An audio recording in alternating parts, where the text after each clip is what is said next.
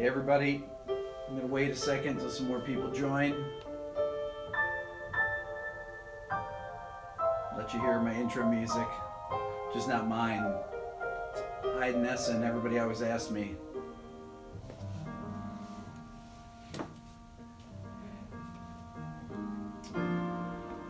So, welcome. I'm going to turn this down. I want to say thanks to everybody that's been writing in. Going to my website, rickbeato.com, which I just launched. It's been about 5 days now. For those of you that haven't been there, I always say that people would, I never realized that people would go there. One time I checked Google a few weeks ago and I said, oh, rickbeato.com. I forgot that that's my website. And I hadn't updated it in about 3 years or so. And on it, it's probably more than 3 years, because on it I have a really long black beard. That's how long it's been since I updated it. So people would go there and think, well, this can't be the Rick Beato that's on YouTube, because he's got white hair and no beard. And I had black hair and a black beard there, and I'm producing rock bands and stuff, which is what I used to do all the time here. But it's the same room, so I think that people were just confused by it. But anyways, if you go to my rickbeato.com, you can see I've got all my YouTube videos there. My podcast is, wait, Aaron, is my podcast coming there? Yep. I've just uploaded about 6 new podcasts. They're ones from my Sounding Off series and other ones, so I think I have about 12 episodes on there now. So if you look up podcast Rick Beato Sounding Off, or just type in Rick Beato and you'll find it on Google Play or Apple Music or wherever it is, iTunes Store. Also, I'd like to announce my masterclass for those of you that are thinking about coming to it. I had a bunch of people sign up already. It's going to be on July 29th here in Atlanta. It's going to be an 8-hour masterclass. So imagine 8 of these live YouTube videos here, but with you being able to ask me questions in person, meeting in person. And it's going to cover a whole range of topics, basically all the stuff we cover on here. Ear training, music theory, improvisation, film scoring, Q&A with every different subject, and be a great time to meet those of you that come down. So the details of it are on my website at rickbeato.com. Also, if you want to purchase a Beato book, you know, the same, it's now, actually, you can just download it. You don't have to write to me anymore, which has saved a lot of time that I have to make videos. For those of you that haven't seen the video I put out last night, which is called Mega Arpeggios, it's a pretty cool video, so check it out. Today's video, though, we're going to talk about chromaticism. Now, I've talked about it in certain degrees about how to use it on lines and in soloing. I'm going to get a little bit more into it here and kind of how you use the chromatic notes, how to use them in scales, things like that. I like to start by talking about what types of players you hear using chromaticism. In jazz, Charlie Parker was really, he used it all the time. John Coltrane, Miles, everybody. I'll tell you some good solos to listen for if you want to hear chromaticism. There's a Miles Davis record called Relaxin' that has the one of the quintessential rhythm changes, the tune Oleo. It's with Coltrane and Miles playing on it, but Miles uses some great chromaticism on his solo on rhythm changes on Oleo. Oleo's rhythm changes in B flat. Those of you, I'm sure you know rhythm changes. You should check out that version. That is really the version that you should know. If there's any version of rhythm changes to know, you should know that one. There's a lot of great Charlie Parker ones to know too, but if you want to know Miles one and Coltrane one, that's really incredible. It's on the Relaxin' album. Also, speaking of Relaxin', there are 4 Miles Davis records. I don't talk about this that much. People are always asking me what records to buy or listen to. And from that period of the Coltrane period of Miles that he had with Philly Joe playing drums, and he had Paul Chambers playing bass, and Coltrane's in the band, And some of the time they'd have Wynton Kelly or Red Garland playing piano. They would the piano players would vary on the Miles records in the quintet in the 50s, but there's a series of records that were all recorded at the same time and released at different times, which is Relaxin', Cookin', Workin', and Steamin'. Those are must-haves. Those are records that you listen to before you listen to later on Miles. The 60s Miles with Herbie that has, with ESP and Bitches Brew and all those great records, Sketches of Spain. Go back and learn the lineage and the history of those 50s hard bop records where he had Coltrane playing with him and Cannonball. Right up through Milestones, things like that. But really, these 4 particular records, I want to say, I may be wrong on this, but I want to say they were recorded all within 2 days, but released at different times. So it's Workin', Relaxin', Cookin', and Steamin'. And you'll see a lot of this chromaticism of bebop that that I really like. Now, other players that use chromaticism, guitar players, for example, Pat Martino uses it all the time. Pat Metheny uses it all the time.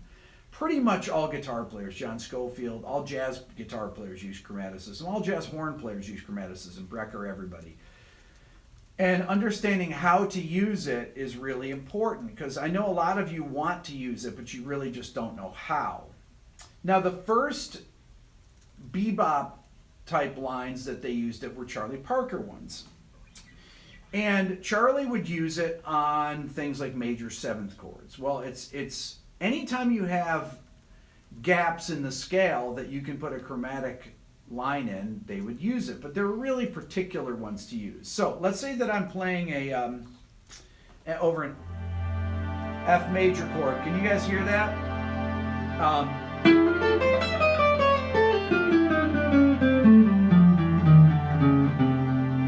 Now that would be an F major 7 line where I'm playing up an F major 7 arpeggio.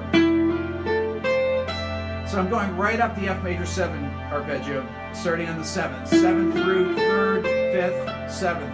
And then I fill in this from the 7th back to the 5th. Okay.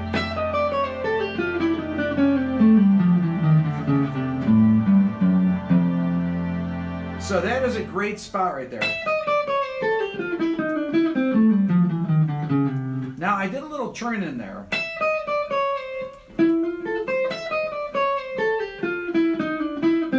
I did. Instead of going, I did. So.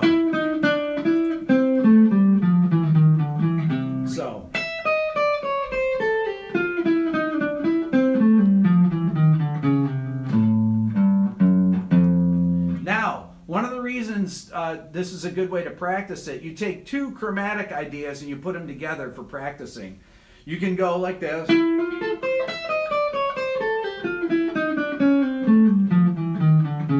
Now I did the same line in multiple octaves, okay? I'll play it again.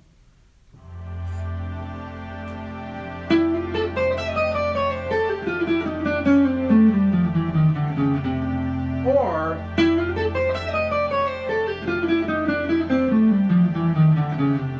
in the middle I did.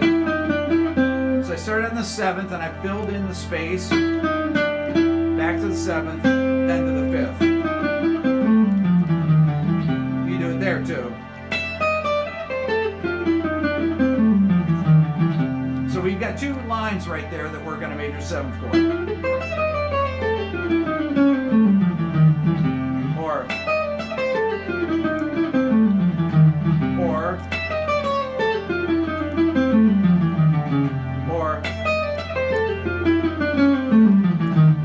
So I'm just kind of alternating on the first one, then the second one, or the first one here, or the second one here. I'm just kind of alternating through those. So I'm connecting chord tones.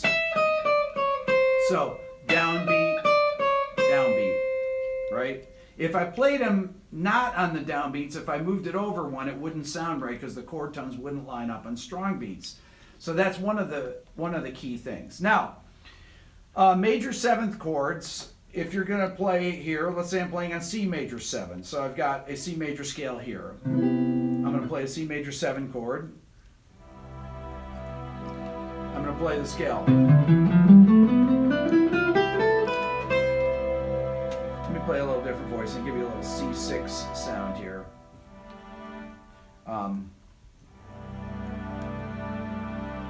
Something like this. So.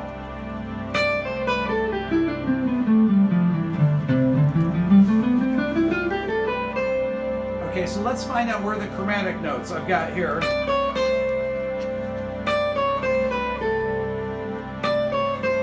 So between the 9th and the root. But there, it's not. If I did that, I'm ending on the 6th. That doesn't sound good, but sounds great. Starting again on the root. What I just did in F major 7, I'm doing C, but. So I did. And I did the 4th there.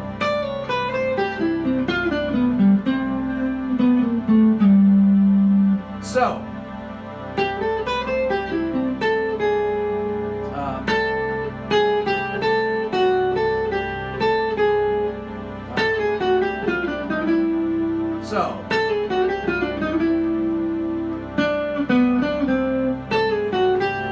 So that's a double chromatic approach around the 5th, around the root, up to the 3rd. And then I can use, so that's all staying in the position. So 3, 4.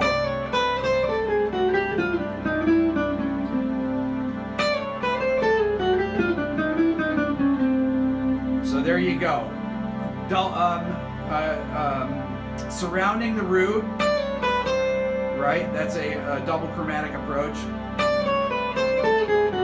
Same thing around the 5th. Walk up to the 3rd, then walk down to the root. So, or that's better.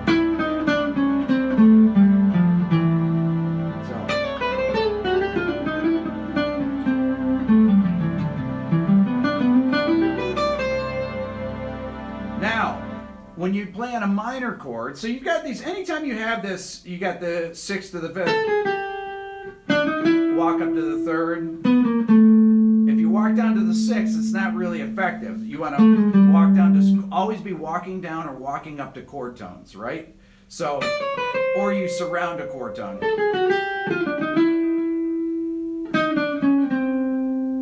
If I go, that's not good, it's going to the 6th there. I want to go to the 5th, then walk down to the 3rd, right? So, once again.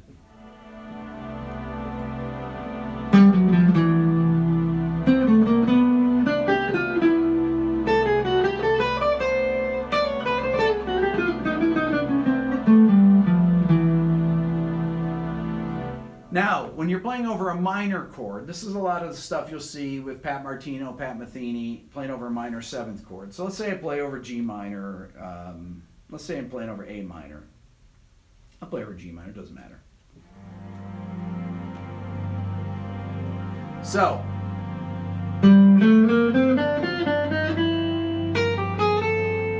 So here I've got the filling in up to the 9th, up to the 13th, surrounding the 3rd, or I can play bebop dominant over C though. I'm playing a G minor 7, but I'm thinking C7.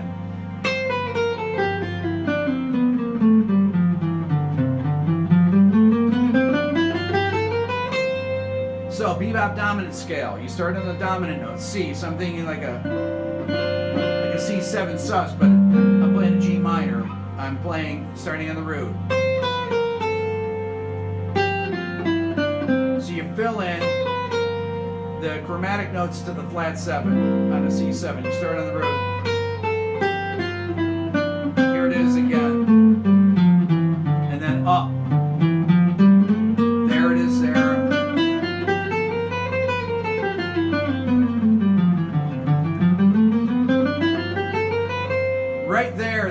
F dominant scale will get you a long way. The first place that you would hear this, the first time I started hearing these chromatic notes in lines, would be Charlie Parker. Okay, that's a Charlie Parker lick that's in a million of his solos. So I'm starting on a G minor 7 sound. I got the G minor, G Dorian. That's really implying C7. Right? Or, so what did I do there? I played chromatic from the 4th to the flat 3rd, then down to the 5th of the G minor, and then I filled in from the 9th, but I did, and I filled in from the 5th to the 11th.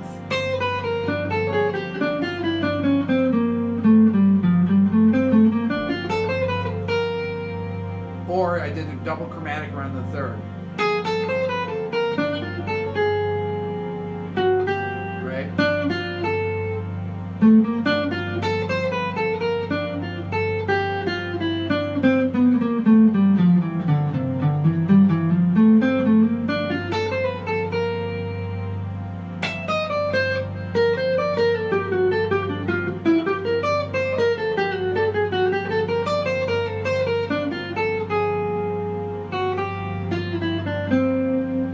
Pat Metheny, lines like that. So I'm starting on the 3rd, so I'm thinking G Dorian. Or, so I did. Right here is cool. So he's singing G minor C7, G minor C7. Or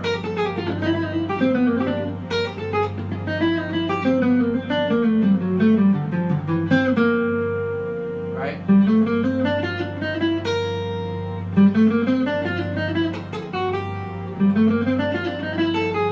So I played walk up to 3rd as if I'm going to a C7 chord. Then surround the root of the G minor.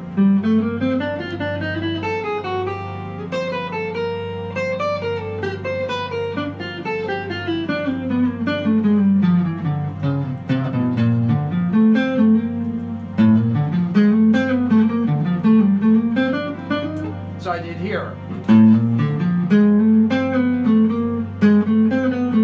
That's that chromatic enclosure. I'm thinking I'm playing G minor, but I'm thinking B flat major 7. So I did. Because I want to get to back to that note B flat. And that line resolves itself right there. You can hear it resolve when it resolves the root.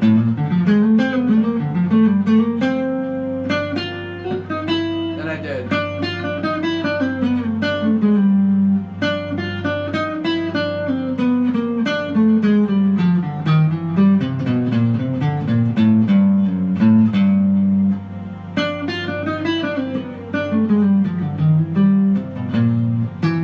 So I did.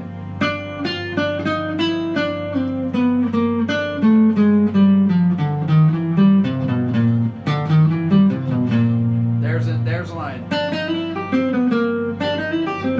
Walk up to 3rd of a C7. I'm always thinking C7, G minor, C7, G minor.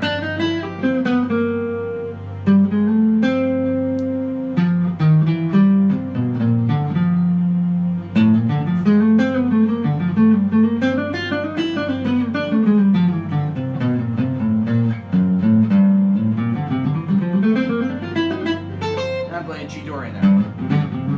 That's all scale. And then you add in those chromatic notes.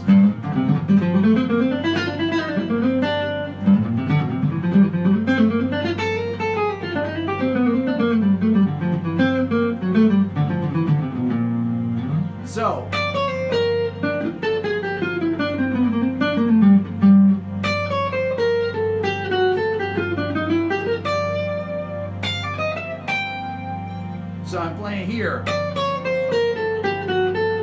I'm thinking in this G minor shape here. So walking down from the 5th to the 11th. So G minor.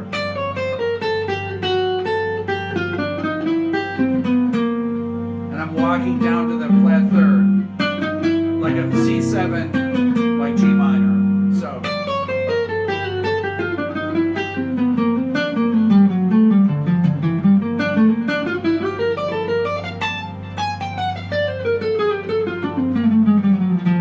So I did that.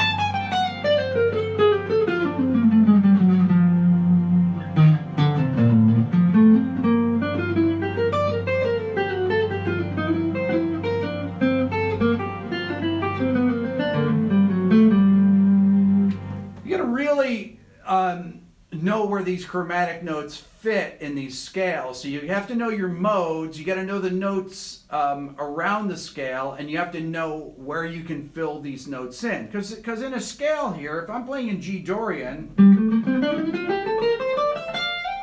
right, I'm playing here, well, there's a lot of notes that have where you can fill in, right? Just there in the first part, I've got these notes.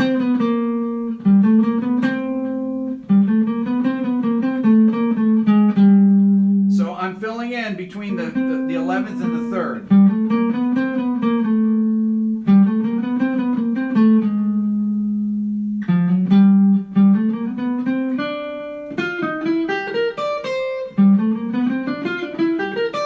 So I played.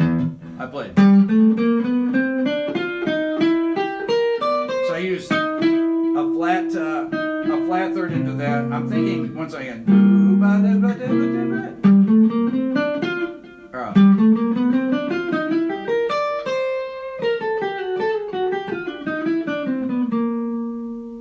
Always going G minor, C7, G minor, C7. That's how Pat Martino thinks. That's how Pat Metheny thinks. Now Pat will do things where he'll do that chromatic sidestepping that I've talked about before. So if you're playing, once again, on G minor, or let's say I'm playing on A minor, just to so.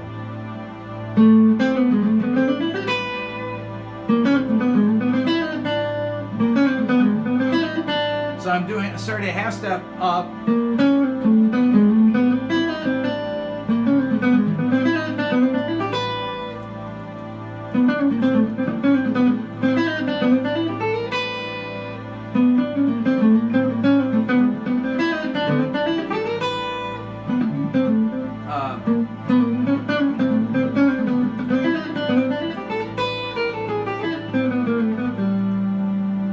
So I'm here going here. I'm instead of sorry, up a half step.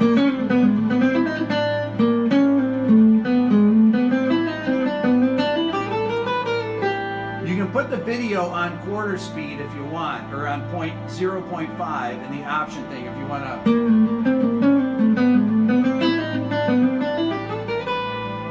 Right? Or you can do things like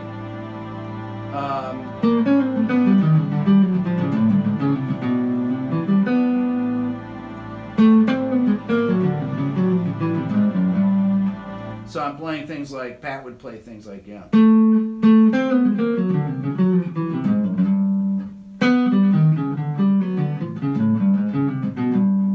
So kind of patterns like that, right?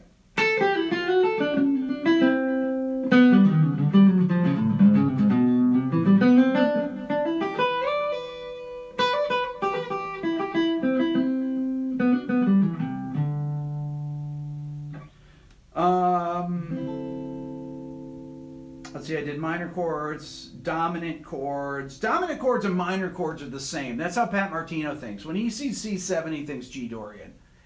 He thinks E flat 7, he's playing B flat Dorian. He just treats everything like every Mixolydian sound he treats as a Dorian sound, which is totally fine to do. The chromatics pretty much go in the same places in the scale. It's just where you're emphasizing them and where you're landing on chord tones that really makes a difference. Now, if you think about tunes that have chromatic lines in them that are bebop tunes. I'll give you a great example. Donna Lee. You know at the end when you're going...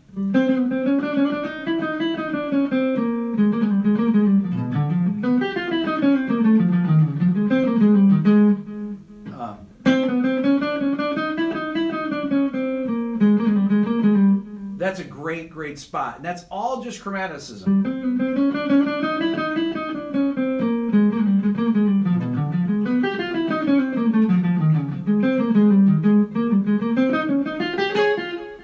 It's Jocko. That's, I think, is that how he starts a solo. But that's a great spot to show you how to use chromaticism in a line. There's tons of blues that, you know, will use that, or tons of lines.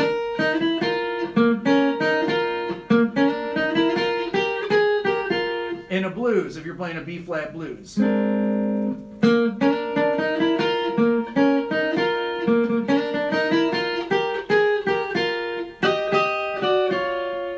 So I'm using chromaticism there.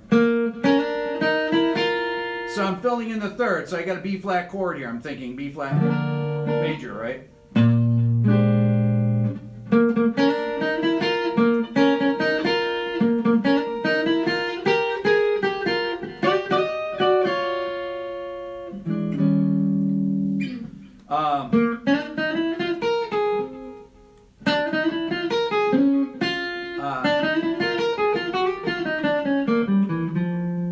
Lines like that. If I'm playing a C blues.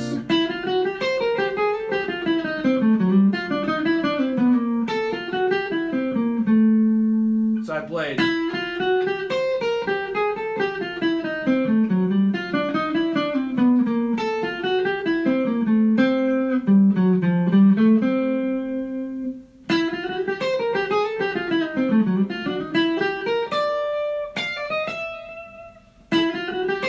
So I'm playing chromatically up to the fifth of the C7 chord, to the flat 7,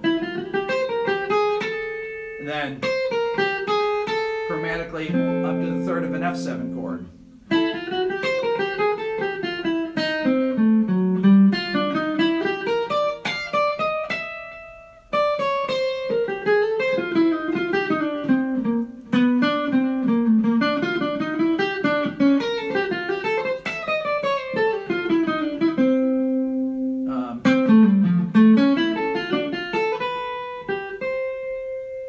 So there's a blues that I just played over using tons of chromaticism, but every time I'm using it and resolving to a strong chord tone on strong beats.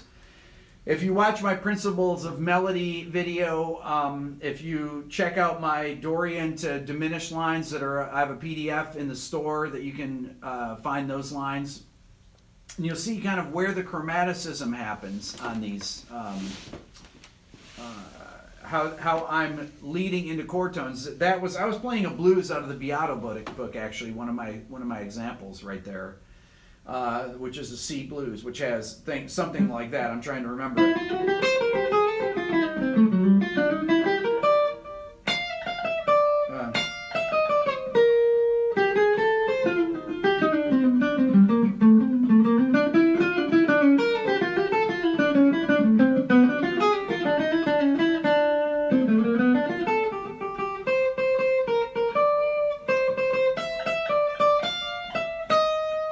I go down to the F7, right?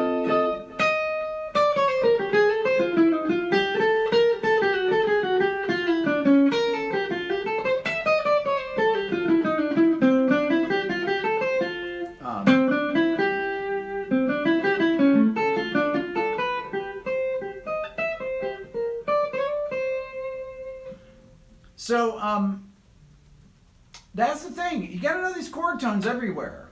That the chromaticism only works if you're just kind of noodling around and playing chromatic notes. You're never going to play things that sound right. When beboppers are playing chromaticism, even when Stevie Ray, if he's playing,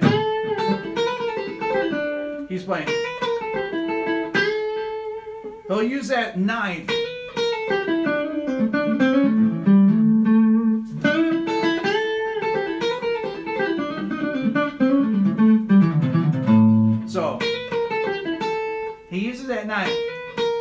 flat 9.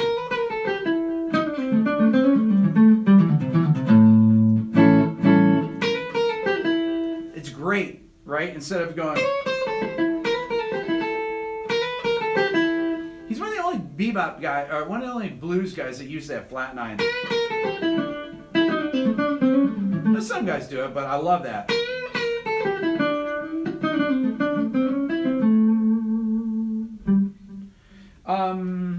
Questions? Can you go over the half-step up lick you were mentioning? Half step up. Oh yeah. Like with Pat, for example.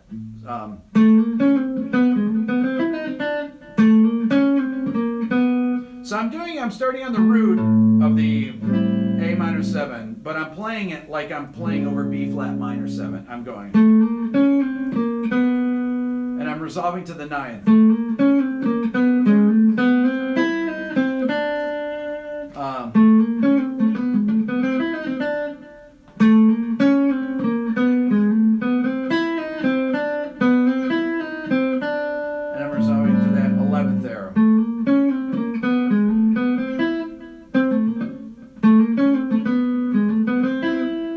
There's that 5th, right?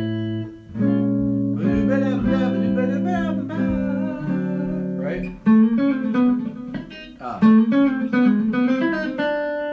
So I'm thinking of I'm doing it like a...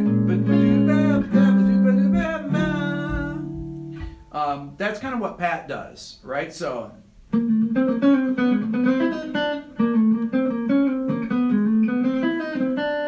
hard to out of context. So you got my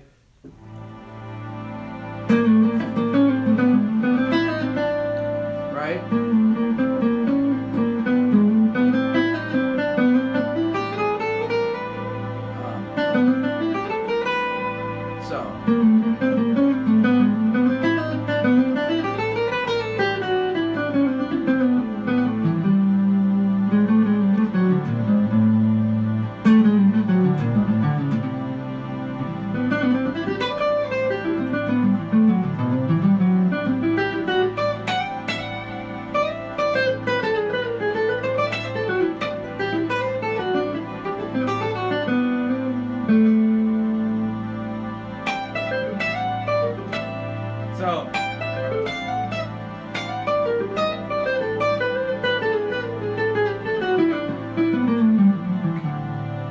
Mike Stern.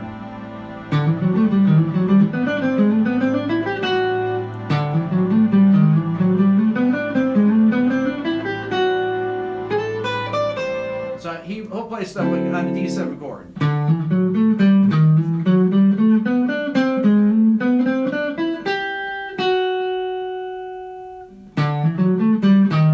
Then there's a chromatic note, half step to the 9th.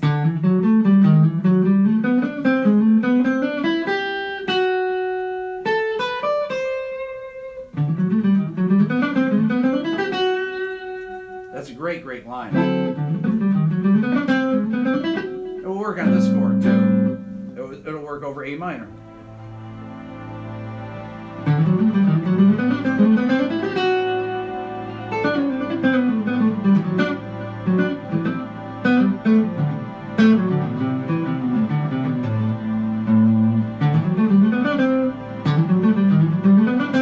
You go. I did on A minor.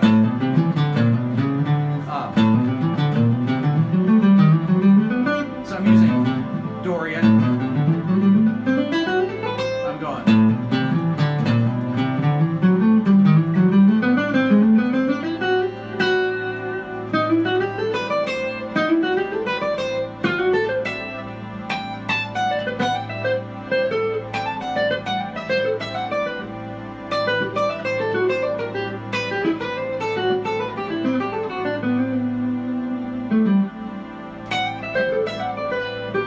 Yeah, that's good.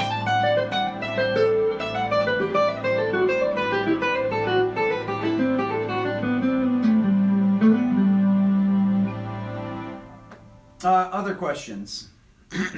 People want to know how to practice this stuff. Do you just play arpeggios and then enclose each note, or Get the Beato book. It's all in there. I got tons of exercises on chromatic, on how to use chromaticism in on minor chords, on major seventh chords, on dominant chords. You have to fill in the notes in the scale, but you need to fill them in and land on the right notes at the right time.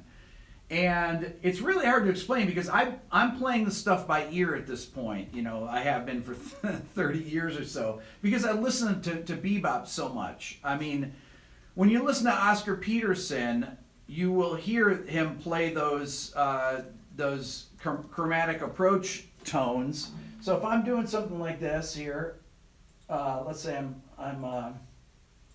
it's hilarious. I had Better Call Saul going on my iTunes there that it went right to, which is awesome. I don't know if you guys watch Better Call Saul, but I never recommend shows, but that is a great show.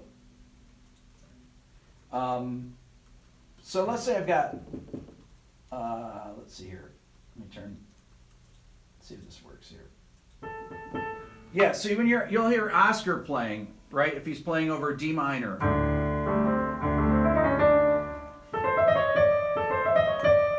So if he's playing,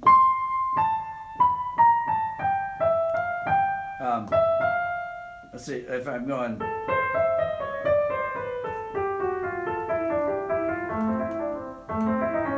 too much reverb.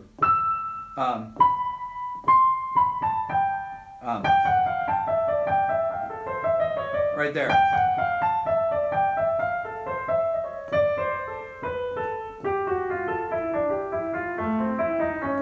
You listen with the D and the bass. If I'm playing, let's see.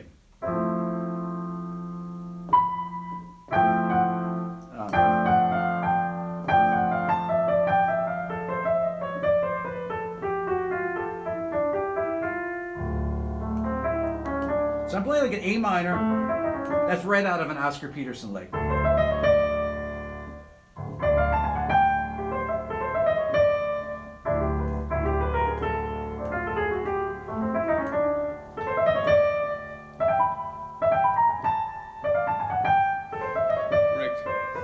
got an important question here. Yes. Is the Beato book too advanced for someone who did classical for 10 years and doesn't know any jazz theory? The Beato book starts with intervals. What is an interval? It actually starts at the beginning. It's 300 pages long, and it starts with just basic theory: how to build triads, how to build seventh chords, what scales go with them. It's really like a theory book and an improv book. It has a quarter of it devoted to the guitar. But it's mostly an improv and theory book, and the theory starts literally with how to name intervals, kind of like my video the other day, but even simpler. So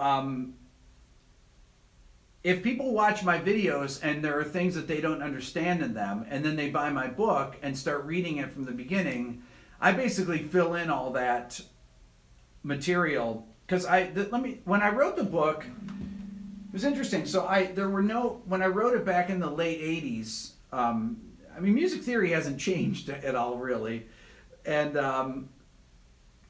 I wrote it because I had some students. I had the dean of the School of Music where I was teaching at the time, Ithaca College, asked me to take on a couple non-major students because they wanted to include people that were outside the music school. So I had all these guitar majors and improv students from my improv class, and then a couple non-majors. So I said, I got to write a book that I can use for all my students, even beginners.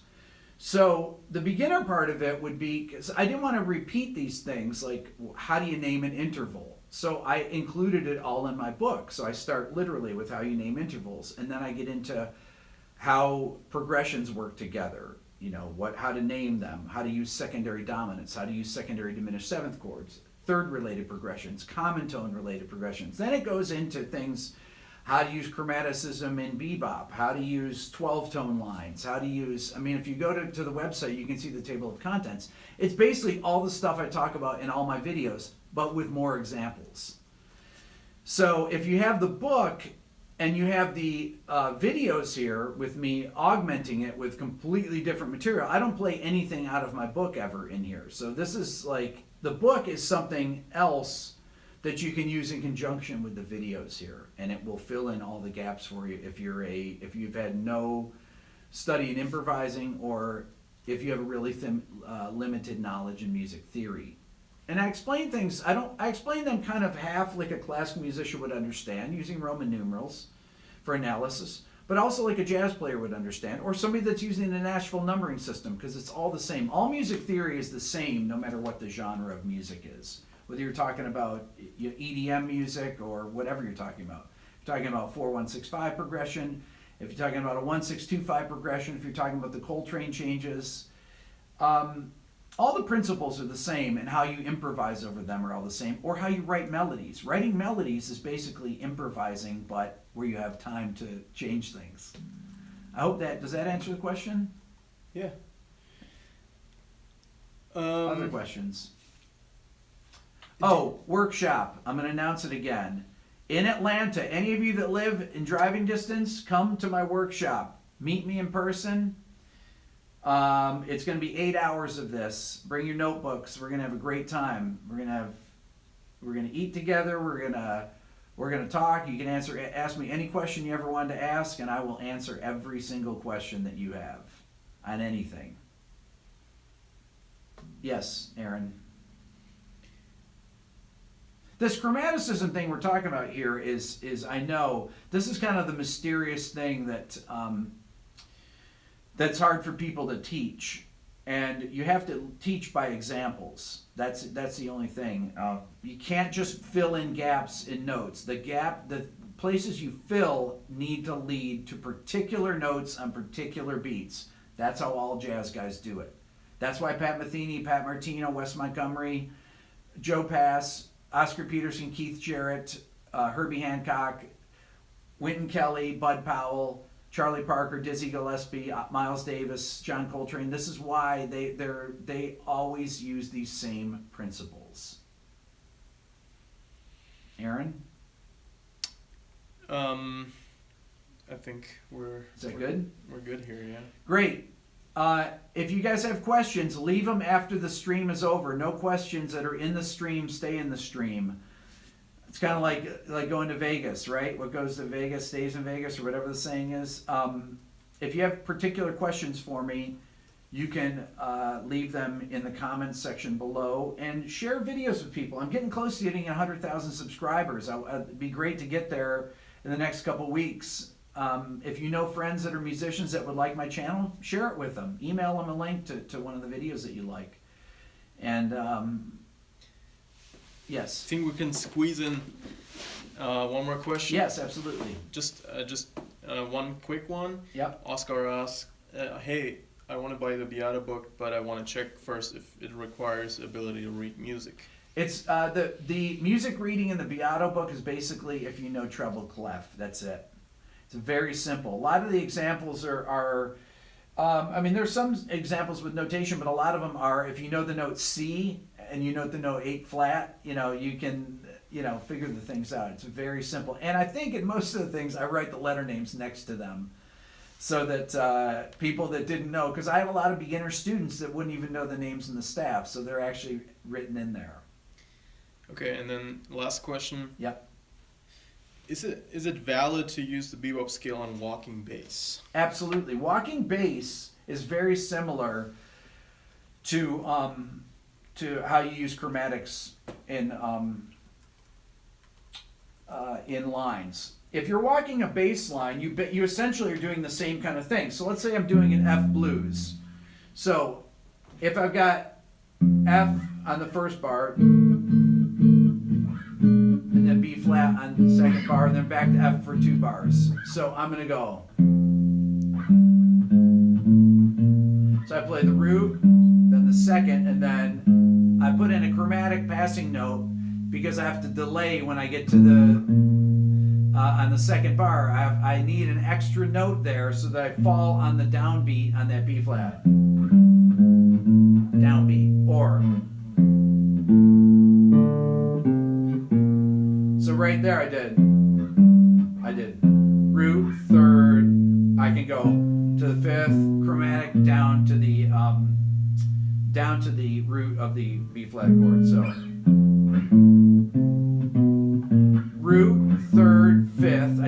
an F major triad. I'm doing it at one string so it's easy to visualize. Root, third, fifth, F major. I'm not doing the whole seventh chord. Even though it's a seventh chord, bass players, you don't have to worry about the seventh right now. Root, third, fifth, passing tone to the root. Or then I can go do something like that. Or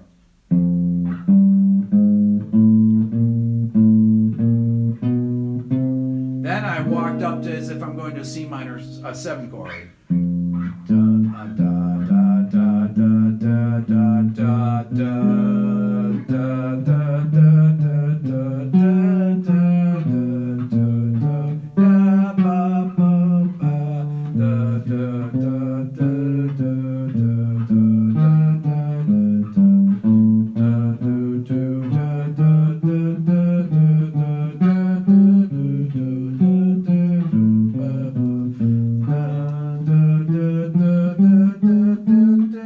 and so on and so forth. I'm going to do a whole video on bass lines. I don't want to give it all away there, but you can actually slow that down and see what I'm playing and transcribe it. Slow down the video and write it down if there's little licks that you like. Like I said, you can slow it down to 0.5 speed, which keeps the same pitch of what I'm doing, but you can isolate the notes way easier and just jot them down in tablature or in the notation.